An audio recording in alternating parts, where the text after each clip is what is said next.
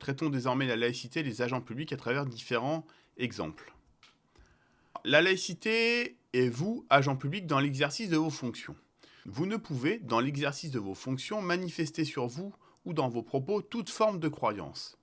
Tout signe religieux visible est interdit, tout comme fait traduisant l'appartenance à un culte ou croyance particulière. Sinon, l'agent public se verra appliquer une faute disciplinaire et l'agent public doit se montrer exemplaire en toutes circonstances. Exemple, commet une faute disciplinaire l'agent qui se livre au sein du service à des actes de propagande politique ou religieuse. De même, faire figurer son adresse électronique professionnelle sur le site internet de l'Association pour l'unification du christianisme mondial constitue un manquement au devoir de neutralité du fonctionnaire. C'est un exemple ici issu de la jurisprudence. Pour définir les sanctions, l'administration retient plusieurs critères. La plus ou moins grande visibilité du symbole religieux arboré, la réitération du comportement manifestant la croyance religieuse malgré des injonctions répétées des supérieurs hiérarchiques, et enfin la nature des fonctions de l'agent. On peut imaginer en effet qu'un agent qui sera régulièrement sur la voie publique avec des signes religieux ostensibles sera sanctionné de manière plus dure qu'un agent qui sera dans un bureau sans accueil de public. La laïcité dans la sphère privée. Les fonctionnaires peuvent exprimer leurs convictions dans les limites du devoir de réserve, ce qui implique de s'abstenir de manifester de façon excessive des opinions incompatibles avec l'impartialité ou la sérénité des fonctions. La laïcité et les élus locaux. Les élus locaux bénéficient d'une liberté d'expression très large dans le cadre de leur mandat. La jurisprudence a pu amener d'ailleurs à préciser ces notions. Le juge administratif a en effet considéré que les élus locaux jouissaient de la liberté de s'exprimer librement dans le cadre de leur mandat. Le juge administratif a d'ailleurs fait de cette liberté un droit individuel appartenant à chaque élu, indépendamment de son appartenance ou non à une majorité, une opposition ou un groupe politique quelconque. C'est bel et bien en leur qualité de membres de l'Assemblée délibérante, appelés à délibérer sur les affaires de la collectivité, que les conseillers tiennent le droit de s'exprimer sur tout ce qui touche à ces affaires. La liberté d'expression des élus trouve à s'appliquer au cours de séances des assemblées délibérantes, durant lesquelles vont être votées les délibérations, et dans les bulletins d'information générale. Les élus locaux ne sont pas astreints au devoir de neutralité religieuse, tout au moins en assemblée délibérante. C'est vraiment une spécificité de leur statut d'élus locaux. Un maire, par exemple, ayant privé de parole un conseiller municipal porteur d'un signe religieux ostentatoire jusqu'à ce qu'il ait retiré cet emblème, a été sanctionné pénalement. Il n'avait pas le droit de le priver de parole parce qu'il portait un emblème religieux.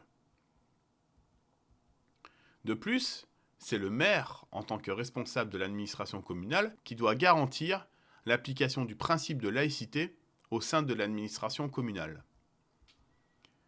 La laïcité, les usagers du service public et les citoyens dans l'espace public. Dans l'espace public et dans les services publics, la liberté d'expression des convictions religieuses pour les usagers et les citoyens est la règle, y compris par le port d'une tenue vestimentaire ou de signes religieux visibles, conformes à des préceptes de nature confessionnelle. C'est-à-dire qu'en fait, dans l'espace public et dans les services publics, les citoyens s'habillent comme ils le veulent, ils peuvent porter des signes religieux considérés comme ostensibles. La seule interdiction est la dissimulation du visage en raison de la loi du 11 octobre 2010 puisqu'il s'agit d'un délit. Un usager peut donc se rendre dans une mairie ou dans un équipement public en portant un signe religieux, c'est tout à fait autorisé. Qu'est-ce que l'espace public ? Eh bien, la loi du 11 octobre 2010 donne enfin une définition de cette notion. L'espace public est constitué des voies publiques ainsi que des lieux ouverts au public ou affectés à un service public. Le non-respect de la loi est passible de sanctions. C'est une amende prévue pour les contraventions de la deuxième classe qui vont de 22 à 75 € et ou l'obligation d'accomplir le stage de citoyenneté. Cette liberté ne doit cependant pas porter atteinte à d'autres principes essentiels rappelés dans la Charte de la laïcité de 2007, à savoir la neutralité, l'hygiène, la santé, le bon fonctionnement du service et l'absence de troubles à l'ordre public. Il s'agit de la circulaire du 13 avril 2007 du ministère de l'Intérieur. Exemple, dans un équipement sportif, des restrictions au port de signes religieux pourront être édictées pour des raisons d'hygiène ou de sécurité. Un usager du service public ne doit donc ni se livrer au prosélytisme, ni exiger du service public qu'il prenne en compte ses convictions et le cas échéant le traite différemment. Là encore, rappelons que les lois de la République sont supérieures aux lois religieuses en France. Et rappelons également qu'il est interdit de dissimuler son visage dans l'espace public et dans les services publics, sauf dans les lieux de culte ouverts au public, en vertu de la loi du 11 octobre 2010. Cette règle vise tout particulièrement le voile, le masque, la cagoule, ou la cagoule ne laissant pas le visage d'un homme ou d'une femme découvert. Cette interdiction ne s'applique pas en période de carnaval ou autre manifestation culturelle, ou encore si cette tenue peut se justifier pour des raisons de santé. Quelle procédure est à suivre si on a un usager qui a le visage entièrement voilé ? Eh bien, le ministère de l'Intérieur, dans une circulaire du 2 mars 2011, fixe les règles à suivre par les agents du service public. Les agents du service public doivent refuser l'accès au service à cette personne, dont le visage serait dissimulé, mais ils ne peuvent la contraindre à se découvrir et doivent contacter les forces de police. Les usagers peuvent donc porter des signes religieux au cours de cérémonies en mairie, comme un mariage. Il en est de même pour l'ensemble des citoyens dans l'espace public. Les manifestations religieuses dans l'espace public sont-elles autorisées ? Eh bien oui, les manifestations religieuses impliquant une occupation temporaire du domaine public et de la voirie publique sont réglées en conformité avec l'article L. 2212-2 du Code général des collectivités territoriales. Il s'agit du régime classique de déclaration et non d'autorisation et ne doivent pas troubler l'ordre public. Il s'agit donc de déclarer la manifestation. C'est une déclaration préalable en préfecture ou en sous-préfecture et la manifestation ne doit pas troubler l'ordre public. Le maire peut s'opposer à la tenue de la manifestation s'il estime que celle-ci constitue une menace pour l'ordre public et qu'il ne sera pas en mesure d'en assurer la sécurité. Le maire a aussi la possibilité de limiter l'espace public dans lequel pourra se dérouler la manifestation pour les mêmes motifs. Enfin, les manifestations organisées par les autorités publiques sont, elles, strictement soumises au principe de neutralité. Exemple, un maire ne peut organiser une cérémonie religieuse pour une commémoration. Une prière de rue constitue un rassemblement sur la voie publique qui relève de la liberté de manifester. Elles peuvent être interdites, mais non pas au nom de la laïcité, mais parce qu'elles peuvent conduire à un usage répété de l'espace public avec des troubles matériels à l'ordre public. Les signes et les symboles religieux dans l'espace public sont-ils autorisés ? L'article 28 de la loi du 9 décembre 1905 nous informe qu'à l'avenir, il est interdit d'élever ou d'apposer aucun signe ou emblème religieux sur les monuments publics ou en quelques emplacements publics que ce soit, à l'exception des édifices servant au culte, des terrains de sépulture dans les cimetières, des monuments funéraires, ainsi que les musées ou expositions.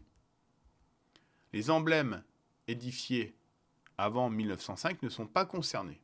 Exemple, le conseil municipal ne peut pas financer dans le cadre des travaux de restauration des toitures d'un monument l'apposition d'une croix sur le dôme. Attention cependant, les symboles religieux dans l'espace public sont possibles dès lors qu'ils sont du ressort de personnes privées, par exemple des nativités temporairement exposées sur la voie publique. La commune et les sonneries de cloche, est-ce autorisé ? Eh bien oui.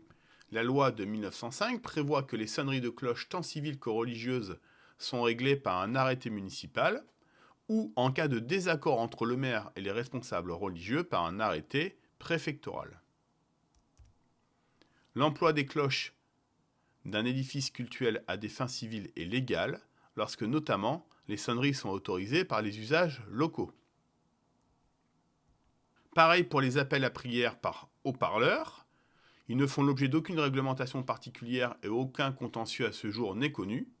Il convient donc d'appliquer des règles classiques d'autorisation, sauf trouble à l'ordre public.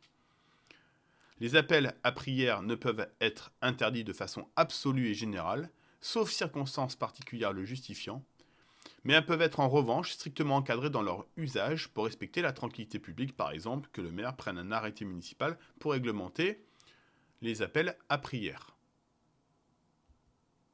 Ainsi, si un maire démontre que l'existence d'appels à la prière peut créer un trouble particulièrement grave à l'ordre public, en raison de circonstances locales propres, par exemple une mobilisation avérée de la population, il pourra alors les interdire. Enfin, pour finir sur ce chapitre, les demandes d'accès réservées aux équipements publics. Un usager ne peut pas exiger qu'un service public s'adapte à ses convictions religieuses. Pourquoi ? Parce que, toujours pareil, les lois de la République sont supérieures aux lois religieuses.